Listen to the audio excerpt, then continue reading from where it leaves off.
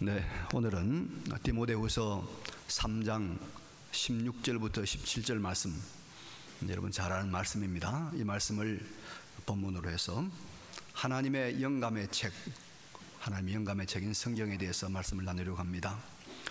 여러분, 우리가 지금 21세기를 살고 있습니다. 그렇죠? 그러나 지금부터 100년 전은 20세기라고 그러잖아요. 여기 계신 분들은 거의 다 20세기를 살았고 또 21세기를 살고 있습니다. 그런데 20세기에는 말이죠, 초반과 중반에 큰 전쟁이 두 번 있었습니다. 이 지구촌에 1910년대에 일어났던 제1차 세계대전, 많은 사람이 죽었고 많은 피해를 입었습니다. 그 이후에 있었던 1930년대에 시작된 이제 제2차 세계대전, 그래서 아마 두 전쟁을 통해서 1억 가까운 많은 사람들이 죽고 상했을 것입니다. 그런데 여러분, 이렇게 세계대전이 일어났던 이 시기에 이 신학적인, 성경적인 측면에서 어떤 시대인가 보면요, 그때는 이 자유주의 신학이 꽃을 피웠던 시대입니다.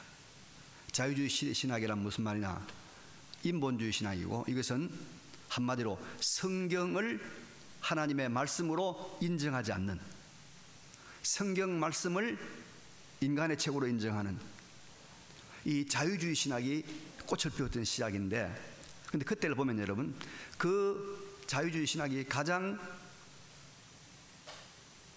꽃피던 나라가 어딘지 아시죠? 독일입니다. 그리고 이 1차 대전, 2차 대전 일으킨 주 나라가 독일입니다. 독일이라는 나라는 영국의 것이 많은 나라입니다. 그래서 여러분, 우리가 역사를 보면 하나님의 말씀인 성경을 하나님의 말씀으로 인정하지 않고 인간의 책으로, 인간의 학문으로 인정했던 그 개인, 그 시대는 결국은 다 망했습니다. 결국은 다 실패했습니다. 그러나 이 성경을 하나님의 말씀으로 그대로 믿고 그대로 순종했던 시대나 나라나 개인은 다 성공하고 승리했습니다. 성경은 여러분 하나님의 말씀이고, 이 성경에 대한 우리의 태도가, 성경에 대한 우리의 자세가 우리의 운명을 결정짓는다고 해도 과언이 아닙니다. 믿으시기 바랍니다. 성경. 자, 오늘은 그래서 이 성경에 대해서 함께 생각해 보려고 하는데, 먼저 본문에는 사도 바울이 이렇게 선포하고 있습니다. 모든 성경은 하나님의 감동으로 된 것이다, 그렇게 말하고 있습니다. 여기 모든 성경이라고 하는 것은 이 디모데가 이 말씀을 받을 때, 그때는 구약 성경을 말하는데, 이 구약 성경이라는 여기에 우리 모든 신약 성경도 포함이 됩니다. 왜 그러냐면은 사도들은 여러 곳에서 이 사도들의 가르침과 교훈이 되는 이 신약 성경을 구약 성경과 똑같은 권위와 무게로 인정을 하고 있습니다. 그리고 예수님은 사도들에게 예수님께로부터 받은 이 신약의 모든 말씀들을 구약 성경과 동등한 말씀으로 취급하라고 가르치고 있습니다. 무엇보다도 신약의 저자들인 사도들은 구약 성경을 기록하였던 선지자들과 동일하게 성령을 충만하게 받았던 사람들입니다. 그래서 신구약의 모든 말씀, 성경은 초대교회 시대 성령의 역사를 풍성하게 누렸던 사도들 살았을 때부터 하나님의 말씀으로 인정을 받았습니다. 구약 성경뿐만 아니라 신약 성경도 하나님의 말씀으로 사도시대부터 인정받았습니다. 그런데 이 신구약의 성경 말씀이 어떤 책이냐 하면 바로 하나님의 감동으로 된 책이다.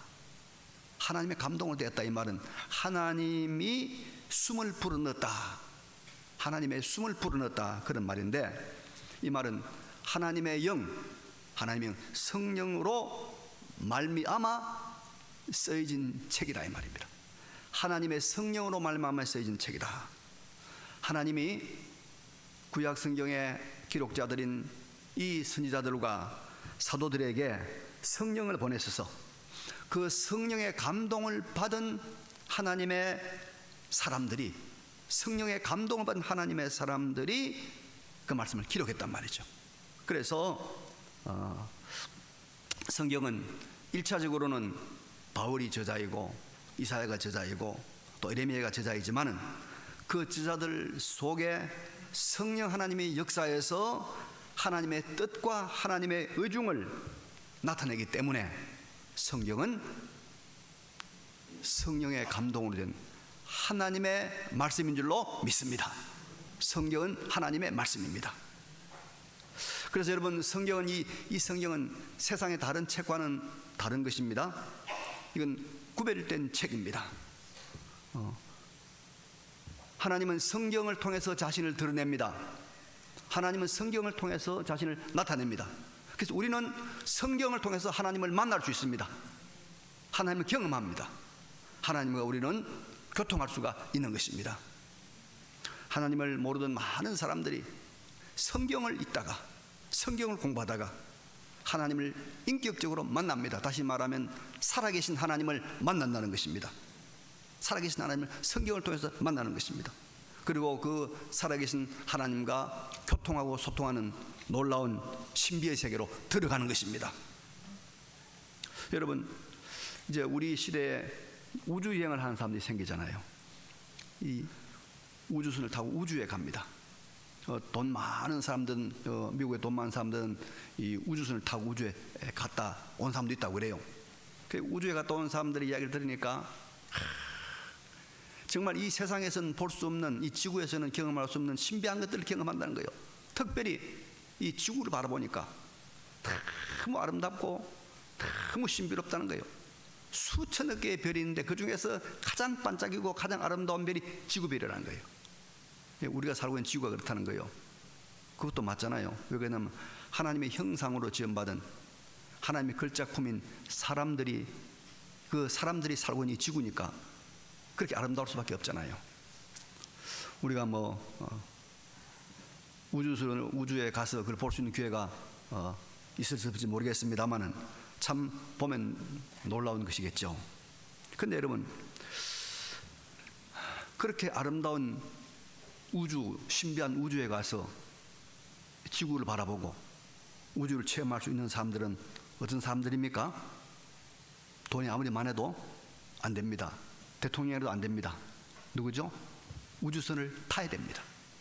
우주선을 타고 올라가야 됩니다. 타고 올라가야 됩니다. 예.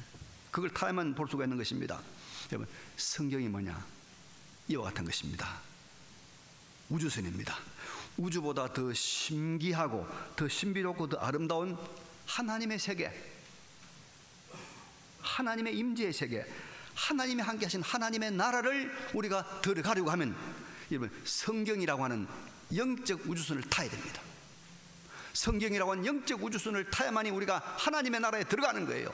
하나님의 신비로운 세계를 경험하는 거예요. 하나님의 놀라운 섭리의 세계를 경험하는 거예요. 성경은 하나님의 나라에 들어가는 차단 말이에요. 차단.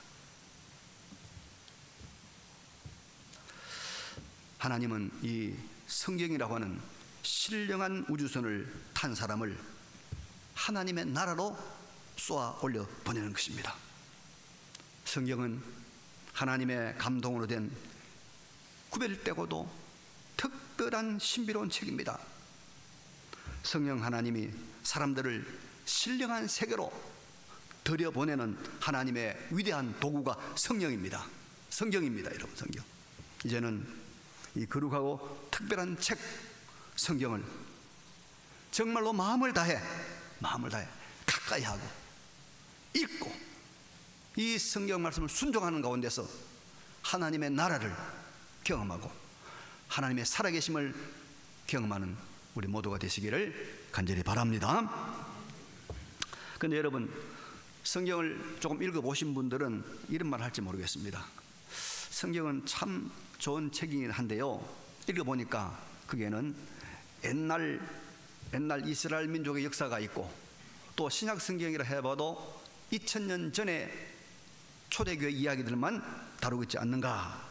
그래서 이 첨단의 이 참 AI 시대에 이 시대를 살아가는 데는 뭔가 성경 가지고는 부족하다는 생각을 할 수 있습니다. 소위 말하는 성경의 불충분성을 말한다는 것입니다. 그런 사람 있죠. 그래서 성경은 캐캐 묵은 것이야, 이 시대는 안 맞는 것이야, 그런 생각을 하는 사람도 있습니다. 그런데 여러분, 오늘 본문은 이렇게 말하고 있습니다. 모든 성경은 하나님의 감동으로 된 것으로 교훈과 책망과 바르게 함과 의로 교육하기에 유익하니, 이렇게 말하고 있습니다. 여러분, 교훈과 책망은 이건 뭐냐면 우리의 생각에 관한 것입니다. 생각을 바르게 할 수 있도록 하는 것이 교훈이고, 생각이 잘못된 것을 바로잡는 것이 책망입니다. 그렇죠? 책망. 그리고 이 바르게 함이라고 하는 것은 우리 행동을 바르게 하게 하는 것이 바르게 함이지요. 그리고 의로 교육한다, 의로 교육하기란 말은 잘못된 것을 바로잡는 것, 교정하는 것이죠. 그래서 성경은 우리의 생각과 우리의 행동을 바르게 가게 하는 것입니다. 잘못된 것을 수정하게 하는 것입니다. 거기에 딱 맞다는 것입니다. 그럼 여러분, 우리 사람이 하는 모든 것이 뭡니까? 생각과 행동이잖아요. 생각이 바르고 행동이 바르면 일이 바르고, 일이 바르면 하는 모든 사업이 바르고, 그러면 그 사람의 운명, 일생이 달라지는 거 아닙니까? 그렇잖아요, 여러분. 그래서 이 성경은 사람의 생각이나 행동을 틀리지 않게 바르게 가도록, 옳게 가도록 하기 때문에 사람이 사람답게 살아가는 모든 것이 성경 안에 다 들어있다는 거예요. 사람이 구원을 얻고 행복한 삶을 살아가는 모든 것을 얻는데 부족함이 전혀 없다는 것입니다. 성경은 충분한 책입니다. 이 이상의 다른 것이 필요 없다는 것이 오늘 성경의 교훈입니다, 여러분. 그런데 사람들은 이 성경의 충분성을 인정하지 않고 이 엉뚱한 일을 할 때가 있습니다. 그 하나가 뭐냐면 불순종입니다. 하나는 율법주의입니다. 사람들이 하나님 말씀만 순종하면 된다고, 행복하고 복되다는 것을 믿지 않기 때문에 하나님 말씀 앞에서 뭐합니까? 불순종합니다. 말 안 듣습니다. 순종하지 않습니다. 자기 생각을, 자기 계획대로 살아갑니다. 또 어떤 사람들은 성경 자체가 뭔가 부족하기 때문에 다른 것을 좀 추가해야 되겠다. 그래서 여기다가 자기들의 규칙, 자기들의 전통, 자기들의 생각을 추가합니다. 여기 이제 바리새인들의 가지고 있던 전통과 유전들입니다. 전통과 유전들. 그래서 성경과 같은 권위를 발휘하게 했습니다. 또 천주교회는 교황의 권위와 교황의 칙령을 성경과 같은 권위를 그렇게 갖게 했던 것입니다. 이게 율법주의죠, 율법주의. 바로 이게 성경의 불충분성을 그들이 이제 해결하려고 했던 노력이라, 그런 말입니다. 그러나 여러분, 이렇게 불순종이나 율법주의로 나아갔던 사람들 모두가 하나님의 뜻을 어기고 하나님과 정면 대립하는 길로 나았고 다 실패하고 말았습니다. 예수님 당시에 예수님께서 그렇게 참 책망하고 저주했던 이 바리새인들, 7번이나 저주했던 바리새인들, 이거 누굽니까? 바로 율법주의 아닙니까? 성경 외에, 성경과 부족하다. 그러니까 다른 규칙을, 다른 전통을 세워야 된다 한 사람들 예수님으로부터 크게 책망받고 실패하지 않았습니까? 그리고 여러분, 우리가 잘 아는 대로 루터의 종교개혁 시대, 참 시대를 어두럽게 만드는 암흑의 시대를 만드는 중세시대가 어떤 시대입니까? 바로 성경 말고 교황의 권위, 교황의 칙령, 교황의 결정을 성경과 동일한 권위로 세웠던 그 시대, 암흑의 시대였던 것입니다. 깜깜한 시대였던 것입니다. 다 하나님과 대립된 시대를 만들었던 것입니다. 여러분, 성경에는요, 우리가 사람으로서 이 세상을 살아갈 때 우리에게 필요한, 우리 있어야 될 모든 것들이 충분하게 들어있는 줄로 믿으시기를 바랍니다. 건강에 대한 것도 있고요, 물질에 대한 것도 있고요, 자녀 교육에 대한 것도 있고, 더 크게 나가서 정치, 경제, 사회, 문화, 교육, 법률 모든 부분에 있어서 성경은 우리에게 충분한 지식을, 충분한 원리를, 충분한 법칙을 제공하고 있다는 것을 믿으시기 바랍니다. 여러분, 충분해요. 성경만은 충분해요.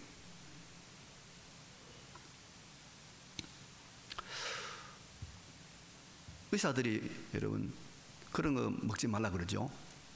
무슨 보약 같은 거, 또 민간요법 같은 거 하지 말라 그러잖아요. 그래서 무슨 산삼, 또 녹용, 또 뱀, 곰 이런 것들 먹는 거 의사들이 별로 그렇게 권장하지 않고 뭐라고 그럽니까? 그냥 밥 잘 먹고 일상에서 음식 잘 먹으면 거기에 필요한 거 다 있다는 거예요. 예. 우리가 음식 골고루 먹고 우리가 밥 잘 먹고 야채 많이 먹고 하면은 거기에 우리에게 필요한 영양가가 다 있는데, 그걸 충분한데 그걸 믿지 못하고 엉뚱한 거, 보약, 이상한 그런 또 건강식품 먹다가 간 베리고 신장 베려 가지고 어려움 당하는 사람 더러더러 만나지 않습니까, 여러분? 그와 똑같은 것입니다. 성경은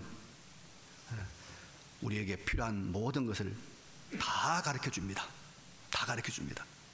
이제는 성경 속에 감추어져 있는 이 세상을 행복하게 만들 충분한 보배들을 힘을 다해 캐내서 사용하는 우리 모두가 되시길 바랍니다.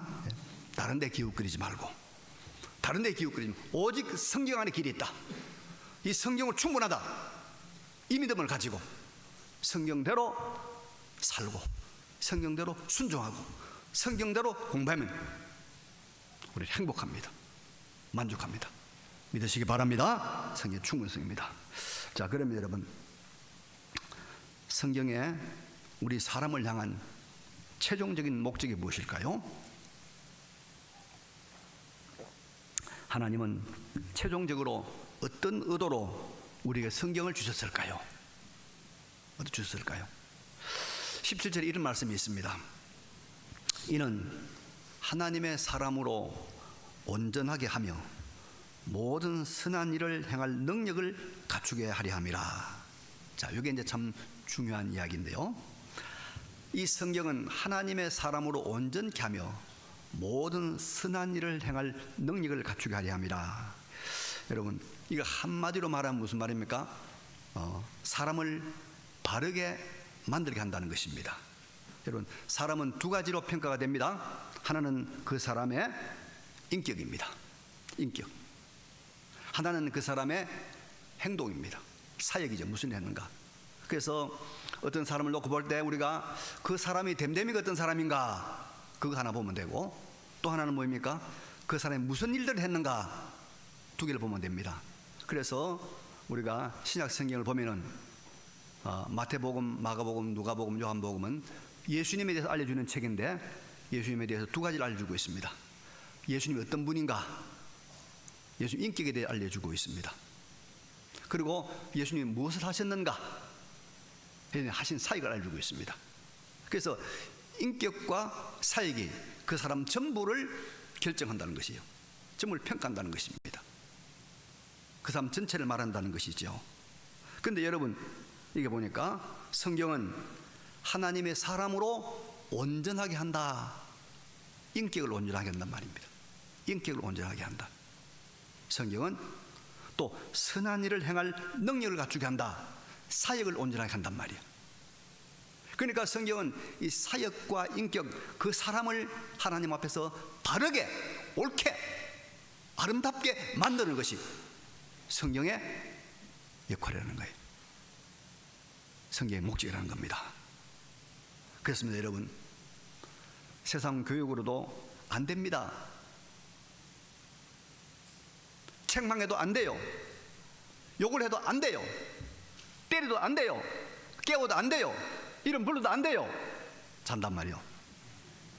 그런데 성경 말씀을 통해서 예수를 만나고 성경 말씀으로 훈련받고 성경을 통해서 하나님의 임재를 경험하면 사람이 변해요. 인격이 변하고 행동이 변하고 늘 지각하다가 지각 안 해요. 일찍 와요. 늘 졸다가 안 졸아요. 늘 불순종하다가도 순종해요. 예수님의 훌륭한 제자가 됩니다. 그런 경우를 우리가 많이 봅니다. 여러분, 이것이 온전한 사람을 만드는, 인격과 행위에 온전한 사람을 만드는 것이 성경을 준 목적이다 이 말이에요. 목적이다. 근데 여러분, 하나님께서 이 성경을 통해서 우리를 온전한 사람, 온전한 인격, 온전한 사역을 하는 사람으로 만든 목적이 있어요. 이걸 알아야 됩니다. 자, 여러분, 이 세상에 존재하는 여기 있는 모든 사람 우리 다 같이 한 가지 뭡니까? 죽습니다. 안 죽을 사람 손 들어보세요. 안 죽을 사람. 내 100만 원 드릴게. 아무도 없습니다. 다 죽습니다. 여러분, 속지 말아요. 35살, 45 펄펄 날죠? 죽어요. 42살, 4딸 정말 아름답고 이쁘죠? 죽어요. 안 죽을 사람 아무도 없습니다. 이 법칙이, 이 사실이 실제인 줄로 믿죠, 여러분? 믿죠? 그런데 이 죽음과 딱 붙어 있는 것이 하나 있어요. 죽음과 딱 붙어 있는 것이 하나 있어. 동전의 양면처럼 딱 붙어 있는 게 하나 있어요. 그게 뭔지 압니까? 한 번 죽는 것은 정하신 것이요, 그 다음에 뭐가 있다고? 심판이 있단 말이에요. 심판. 죽음과 동시에 심판이 있어요. 여기 딱 붙어 있어요. 죽음과 동시에 심판이 있어요. 나도 죽어야 되고 나도 심판받아야 되고, 여러분도 돌아가셔야 되고 심판받아야 되고, 여러분의 사랑하는 그 잘나가는 예수 안 믿는 딸도 죽어야 되고 심판받아야 되고, 다 심판받아야 돼요. 심판받으면 그 의미하시고 그 거룩하신 하나님 앞에서 하나님께서 너는 의인이다 할 사람 누가 있겠습니까? 그 의미하신 하나님께서 너는 의인이다 말씀이 누가 있겠습니까? 아무도 없습니다. 그래서 우리 모든 인간 다 지옥에 가야 되는 거예요. 심판받아야 되는 거예요. 벌 받아야 되는 거예요. 죄값을 치러야 되는 거예요. 이게 인간의 운명입니다, 여러분. 인간의 운명이에요. 그런데 하나님께서 그런 불쌍한 이 우리를 살리려고 누구를 보내주셨습니까? 예수 그리스도를 보내주셨습니다. 그분이 우리의 죄값을 다 짊어지고 우리의 모든 죄를 다 하시고 십자가에서 대신 죽으셨습니다. 하나님의 죽음을 죽으셨어요. 무한한 하나님의 죽음을 죽었기 때문에 인간의 모든 죄를 다 갚고도 남는 가치가 있는 거예요. 근데 하나님께서 우리에게 그 십자가를 만들어 놓고 한 가지 약속을 했습니다. 누구든지 저 예수를, 저렇게 십자가 죽은 예수가 내 아들인 것을 알고 그 아들이 너희를 위해 죽은 것을 믿는 자는 내가 용서해 주겠다, 내가 눈 감아 주겠다. 하나님이 약속했습니다. 하나님이 은혜로운 약속을 했습니다. 우리가 다 그 은혜로운 약속을 믿었기 때문에 우리는 구원받는 줄로 믿습니다. 우리가 여러분 우리 의로, 우리 행동으로 구원받은 사람 아무도 없어요. 아무리 선한 사람이라도 없어요.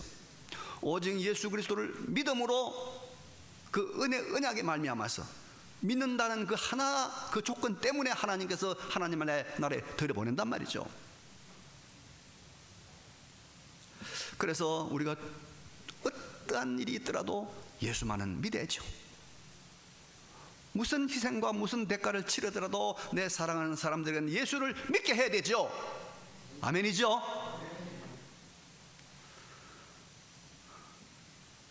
그런데 여러분, 예수를 믿어 하나님의 나라에 들어간 그 영광의 부활세계, 하나님의 나라에 들어간 그 이후의 영광의 부활세계에 대해서 알려주는 고린도 전서 15장 부활장인데요, 15장 41절에는 이런 말씀이 있습니다.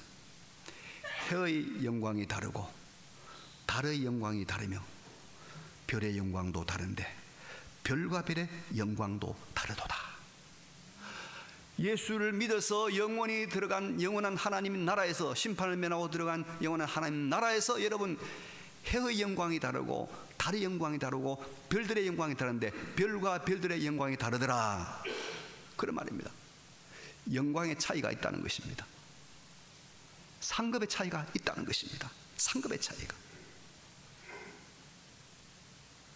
그 상급의 차이가 영원한 나라에서 계속된다는 것입니다. 여러분, 이게 정말 중요한 문제 아닙니까? 이제 비행기를 타고 모두 오셨는데, 미국에서 비행기 타고 오셨잖아요. 저도 독일에 비행기 타고 갔다 왔는데, 비행기를 타면요, 여러분, 비즈니스석이라는 자리가 있습니다. 그건 앞쪽인데요, 앞쪽은 자리가 이만큼 늘습니다. 혼자 탁 앉아가지고 거기 다 누워서 텔레비 딱 보고 필요할 때마다 먹을 거 다 갖다 주고 그렇게 갑니다. 근데 그 뒤에 가면 이제 이코노미석이라 돈 싸게 드는 비행기 값이 있어요. 거기를 타면요, 이게 석줄 3명씩 앉습니다. 하나, 둘, 셋. 그러면 저 안에 사람이 화장실 가야 되면 이 두 사람 다 일어서야 돼. 다 일어서가지고 내보내고, 또 한참만 잤다가 또 화장실 갔다 오면 또 일어서 다 들러보내야 돼요. 얼마나 불편한지 몰라요. 다리도 제대로 못 뻗어요. 여러분, 그게 이코노미석인데, 근데 이코노미하고 비즈니스하고 같이 미국은 가요. 같이 독일은 가요. 근데 급이 달라. 아시겠습니까? 예수를 믿으면 천국은 가요. 확실히 믿으면 천국에는 가요. 하나님 나라에 가요. 그런데 여러분, 죄송한 표현이지만 이코노미석에서 사는 거하고 비즈니스에 사는 거하고 다르잖아요. 급이 다르잖아요. 하나님께서 우리에게 상급을 주신단 말이에요. 뭘 보고 상급 주시느냐? 우리의 인격과 우리의 행위를 보고, 우리가 예수님 닮은 거 보고, 온전하게 된 것 보고, 선한 일을 행한 것 보고, 그걸 보고 상을 주시는 거예요. 그걸 보고 자를 정해주시는 거예요. 그런데 우리가 그 영원한 하나님의 나라에서 하나님의 상급을 받도록 하는 것이 뭐냐? 온전하게 선한 일을 행하도록 하는 것이 뭐냐? 뭐죠? 하나님의 말씀이라는 거예요. 하나님의 말씀대로 살면 온전해지고, 하나님의 말씀대로 살면 선한 일을 행할 능력이 생기는 거예요. 그리고 그 온전하게 된 사람으로 영원한 하나님 나라에서 상급을 받고 해와 같이 별의 별처럼 그렇게 우리가 영광을 누리게 된다, 이 말입니다. 그래서 성경을 주신 목적이 우리로 하여금 영원한 하늘나라에서 영원히 빛나는 사람이 되게 하시려고 주신 거다, 이 말이요. 이 세상에서 우리가 행복하게 필요한 걸 다 채워주는 것, 그것도 중요해. 불충분하지 않아요. 충분해요. 여러분, 자녀교육 너무 신경 쓰는데요, 성경대로 자녀교육 시키면 노벨상 탑니다. 유대인들 우리나라 지금 한강이 노벨상 받았다고 난리인데, 유대인들은 노벨상 받은 사람이 수백 명이에요. 다 성경대로 교육시킨 거예요. 그거 다 들어있어요. 그런데 이 세상에 필요한 것만 채워주는 것이 아니라 하나님의 말씀은 성경 말씀, 우리로 하여금 온전케 하고 선한 일을 행할 능력을 주어서 영원한 하나님 나라에서 별처럼 빛나게 하는 사람이 되게 한다, 이 말이에요.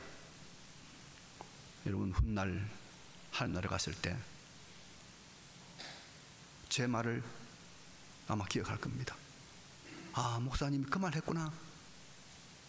50년 100년만 지나면 내 말 생각날 거요. 하늘나라에서 생각날 거요.